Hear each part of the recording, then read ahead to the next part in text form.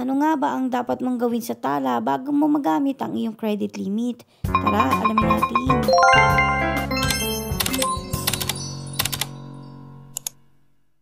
Nung nakaraan ay nag-upload ako tungkol sa Tala loan dahil nga nagbigyan ako ng chance na mag-reapply. Tapos yun nga, nag-antay ako ng ilang days after review siya. Pero sa huli, na-approve ako at nabigyan ako ng 1,500 na credit limit. So sa ibang mga online lending app, kapag may credit limit na kayo, ay pwede nyo na siyang magamit. So dito kasi sa Tala ay hindi. Need pa natin mag-verify. So dahil nga gusto ko na rin itry ito, ay clinic ko na yung start verification. So dito, need nating verify yung ID natin. Sabi dito, may 3 steps daw, which is yung una is select ID type. Yung pangalawa naman ay magtitake tayo ng photos ng ating ID at pang pangatlo ay selfie. Click na natin itong start verification. So dito, una-una nyo dapat gawin ay tingnan kung ano yung pwede nyo gamitin as ID. So ito lang yung mga tinatanggap nila na valid ID, Lumi, driver's license, voter's ID, postal ID, SSS ID at PhilSci ID. So kung sa 6 na yan ay meron kayong isang ID dyan, ay ang kiklik nyo is itong nasa taas.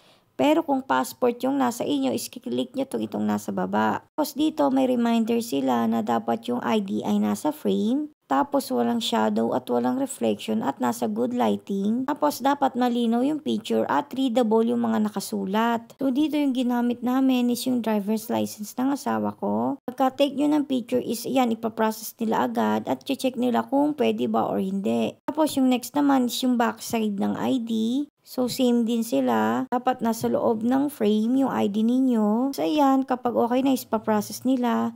So dito sasabihin nila kung blur ba at meron pa kayong 2 attempts para mag-take. Ito nga sa second attempt ko is naging okay na naman siya, kaya mag-proceed na tayo sa next step. So yung next naman is selfie. Dapat walang eyeglasses, hats at nasa good lighting. Tapos plain lang dapat yung facial expression. Ayan, kapag done na, isa-uploading lang, mag-wait lang tayo sandali. Kasi nga, nire-review pa nila yung information natin or yung application natin. Ito nga, pagtapos nun is nakalagay na is ID verification ongoing. Masaklap pa dito is wala silang nilagay kung ilang days dapat ako mag-antay. Kaya wala talaga akong idea kung ma-approve na din ba ito kaagad. So ito, ginawa ko to August 9 ng gabi. 7 or 8 PM na siguro yon. Kaya hindi na rin talaga ako umasa na ma-approve na din siya same day. Pero kanina August 10, trinay ko ulit siya, chinek ko. Ayun nga, view offer na yung nakalagay dito. Kaya pwedeng-pwede ko na talaga siyang utangin. So dito makikita nyo rin kung hanggang magkano yung credit limit ko na pwedeng utangin. Pinakamababa is 1,000 at pwede ko siyang bayaran sa loob ng 2 months. So nandiyan na rin yung ibang details, yung processing fee, yung service fee, at kung magkano ko siya babayaran monthly. So ito, sa susunod na video ko na lang siya ipapaliwanag kasi itatry ko na talagang mag-utang dito. So yun nga no, sana may natutunan kayo sa video na ito. Thank you for watching. Bye!